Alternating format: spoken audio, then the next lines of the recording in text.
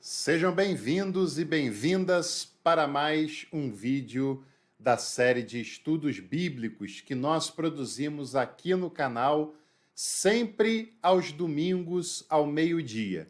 É claro que esse é o dia e o horário da estreia, e depois que estreia, você pode assistir a hora, o dia que você quiser. No vídeo de hoje eu também quero lhe chamar a atenção e dizer para você assistir o vídeo até o finalzinho, porque no finalzinho eu vou dar para vocês duas dicas importantes de um material consistente, sólido, acessível, que vai te ajudar bastante a conhecer mais, conhecer melhor, conhecer mais aprofundadamente o Antigo Testamento. Mas não é conhecer apenas de maneira devocional, de maneira aleatória, não. É conhecer com profundidade de pesquisa acadêmica também, tá bom? Então não saia daí, aguarde e assista até o final, que você não pode perder essas dicas.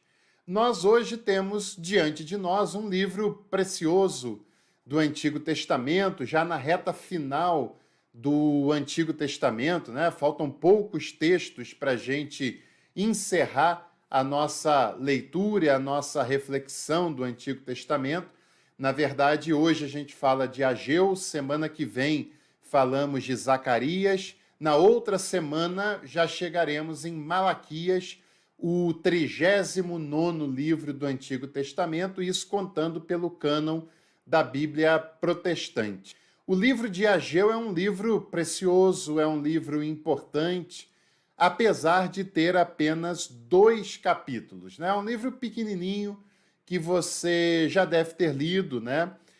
Se não leu, deve ler o quanto antes, porque é um livro de um momento histórico e de um momento religioso do povo de Israel muito importante, um momento decisivo da continuidade daquele povo para com a sua religiosidade e o seu culto a Yahvé.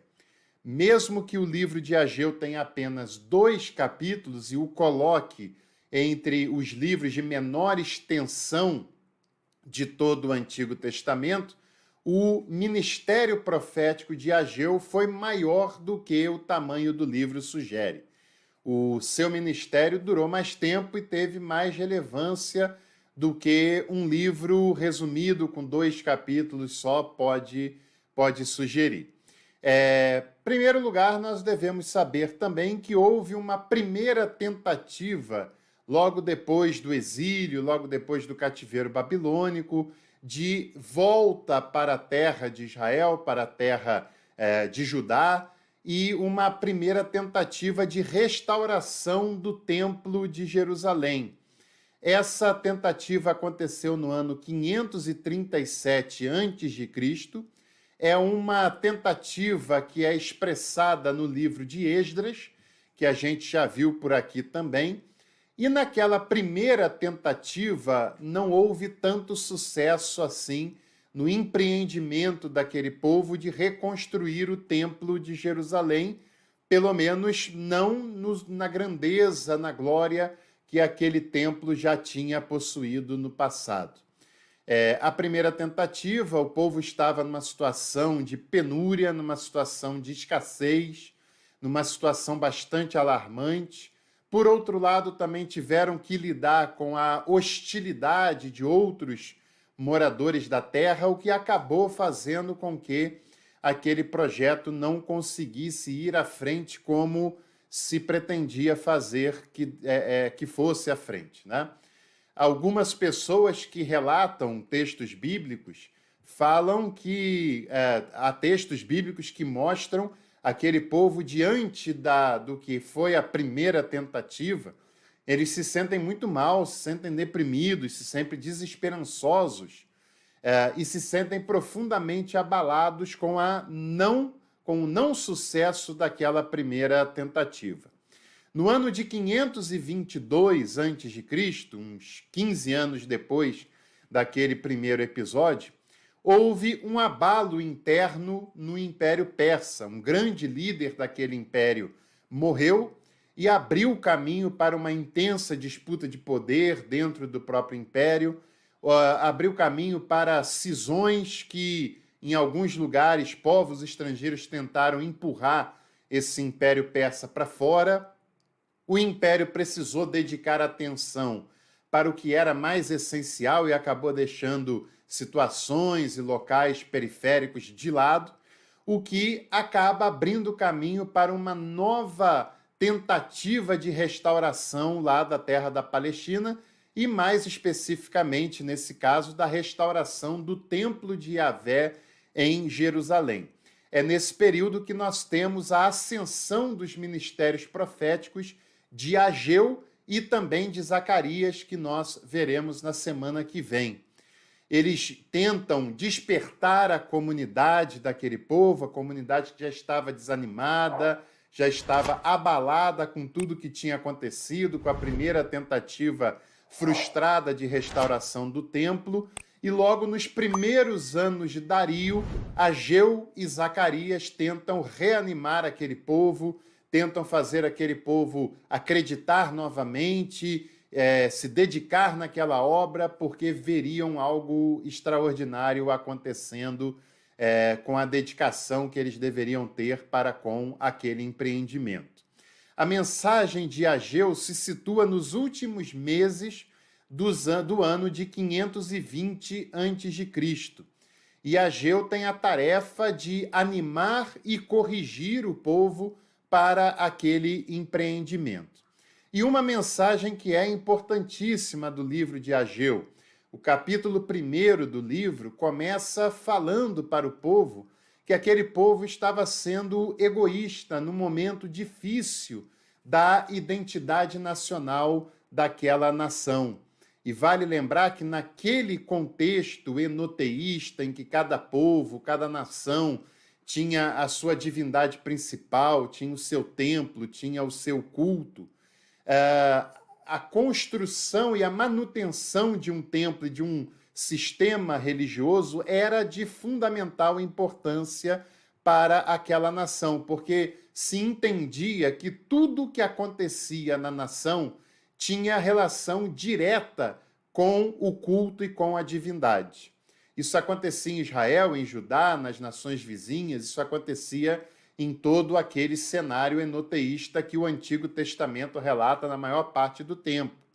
Se o povo estava indo mal, estava sendo invadido, destruído, passando necessidade, passando escassez, tendo muitas batalhas e dificuldades, era sinal de que ou os inimigos estavam afrontando a sua divindade e o povo deveria se dedicar e fazê-la vencedora para tudo voltar ao normal, ou era sinal de que o povo estava em pecado, o povo estava se afastando dessa divindade, o povo estava sendo infiel, o povo estava deixando de lado e por isso a catástrofe era uma consequência da sua infidelidade religiosa. Se, por outro lado, as coisas prosperavam, havia paz, havia estabilidade, havia crescimento econômico, etc., era sinal que o povo havia feito um concerto com a divindade e essa divindade estava feliz, satisfeita, estava abençoando aquele povo. Ageu, diante daquele cenário catastrófico, não tem dúvida de que a causa daquele cenário é o povo que tem se desviado dos cultos a Yahvé e que se expressa principalmente pelo abandono do templo de Yahvé, que havia sido destruído, uma primeira tentativa de reconstrução que não é tão bem sucedida assim, e Ageu entende que ele precisa animar o povo, porque aquele povo tem que restaurar o templo, porque ao restaurar o templo de Yahvé, a glória de Yahvé voltaria a se manifestar naquele lugar, a glória de Yahvé voltaria a ser um exemplo para as outras nações, e Yahvé ficaria satisfeito, abençoaria o seu povo, e a paz e a prosperidade voltariam a reinar em Jerusalém, em todo o território daquele reino. Então, nós devemos entender que para Ageu, a restauração do templo de Yahvé não era apenas uma restauração da religião por si só, não era apenas a construção ou a reforma de um novo templo, mas era fazer isso tendo como objetivo agradar a Yahvé, para Yahvé voltar a agir e a abençoar aquele povo para que a paz e a prosperidade e a estabilidade pudessem também voltar a reinar em benefício de toda a nação. E Ageu faz uma denúncia no capítulo 1 que o povo estava voltado apenas para si, estava construindo apenas as suas casas, já tinha largado de mão o templo de Yahvé, já não queria se dedicar àquela construção pelas frustrações do passado, cada um estava fazendo a sua própria casa, e Ageu conversa com aquele povo e diz: olha, vocês acham que é razoável neste momento que nós estamos enfrentando, sem a bênção de Yahvé, com a desolação que nós estamos passando, vocês reconstruírem as suas casas, enquanto que o templo de Yahvé, que pode nos abençoar e mudar a nossa sorte, está largado e abandonado do jeito que está? Vocês acham que isso faz algum sentido? É claro que hoje em dia muitos pregadores oportunisticamente, né? Porque não é só oportuno, mas é um oportunismo, usam esse texto para fazer com que o povo entenda que eles não devem se dedicar às suas famílias, às suas casas, às suas coisas, para se dedicar à igreja. Mas é preciso entender esse contexto porque a mentalidade do povo do Antigo Testamento era muito diferente, né? O povo entendia que sem o templo estabelecido, glorioso, a presença de Deus não se manifestava, e ao não se manifestar, havia desolação e havia escassez para toda a nação, para todo o povo. A nossa relação com a fé a partir de Jesus não tem a ver com essas relações enoteístas que haviam no passado, que haviam no Antigo Testamento, né? Jesus é aquele que abençoa por meio da graça. Esse conceito não estava estabelecido nesse Antigo Testamento, ainda mais na cultura enoteísta que vigora durante tantos momentos daquela nação.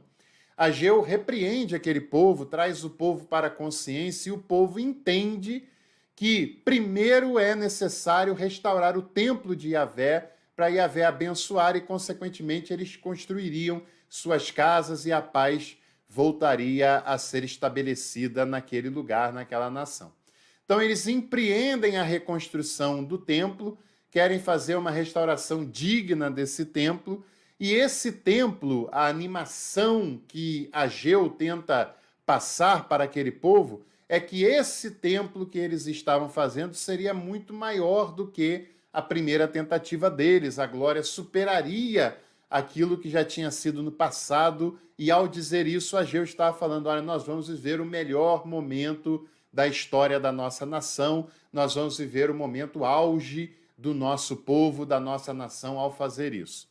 E aí nós temos aquele texto bastante importante que muitas pessoas conhecem, né? E que as igrejas usam quando tem uma reforma, uma construção de um novo templo. O que não tem absolutamente nada a ver, mas enfim, Ageu capítulo 2, do versículo 5 ao versículo 9, diz assim: segundo a palavra da aliança que fiz convosco quando saístes do Egito, o meu espírito habita no meio de vós, não temais. Pois assim diz o Senhor dos Exércitos: ainda uma vez, dentro em pouco, farei abalar o céu, a terra, o mar e a terra seca. Farei abalar todas as nações, e as coisas preciosas de todas as nações virão, e encherei de glória esta casa, diz o Senhor dos Exércitos. Minha é a prata, meu é o ouro, diz o Senhor dos Exércitos, e a glória desta última casa será maior do que a primeira, diz o Senhor dos Exércitos, e neste lugar darei a paz. Então, esse é os versículos chaves, né? Essa é a passagem mais importante do livro de Ageu, quando ele incita o povo a se dedicar na reconstrução do templo, porque a glória desse templo será maior do que o primeiro templo, e, consequentemente, Yahvé ficará feliz, satisfeito e abençoará como nunca antes tinha feito ao seu povo em Jerusalém, a partir de Jerusalém, né? Então, essa é a principal mensagem desse breve, porém importante, reflexivo e inspirador texto do profeta Ageu. E lembra que lá no início eu falei para você esperar até o final, que eu ia dar 2 dicas imperdíveis para você conhecer muito mais sobre o Antigo Testamento. Primeiro, eu quero indicar esse livraço aqui, que é um livro grande que você usa para o resto da sua vida, né? O Antigo Testamento, História, Escritura e Teologia, organizado pelo Thomas Homer, que é um grande pesquisador do Antigo Testamento, né? Outros autores também igualmente importantes. É uma obra que você vai usar durante toda a sua vida, porque é uma obra profundíssima de pesquisa, mostrando esses três fatores, né? A história, a teologia dos livros e também a escritura, o texto em si de cada um dos livros do Antigo Testamento, e inclusive tem os livros do cânon católico, né? Os chamados deuterocanônicos. Vale muito a pena e eu vou deixar o link aqui na descrição. Caso você queira adquirir, é só clicar e ir direto lá no site, você pode adquiri-lo, provavelmente com frete grátis, enfim, veja lá as promoções que estiverem disponíveis. E uma outra dica imperdível que eu vou dar para você é nosso curso livre de teologia. É só você se tornar membro do canal Café Completo, que você participa das aulas. E nesse curso também nós temos um pacote de apostilas feitas pelos nossos professores. E se você quiser adquiri-las à parte, é só você mandar um e-mail para a gente solicitando que nós informaremos para você o valor, como fazer esse pagamento e quais serão as apostilas que estão incluídas. Escreva para esse e-mail que está aqui também na descrição desse vídeo e nós entraremos em contato com você. Se você gostou desse vídeo, deixe seu like, compartilhe esse conteúdo e à noite a gente se encontra aqui novamente para a nossa reflexão semanal e eu te vejo lá. Um abraço.